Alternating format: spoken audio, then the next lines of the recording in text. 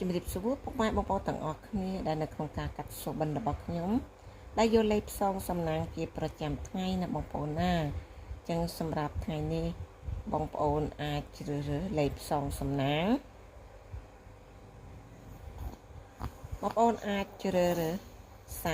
36គុណ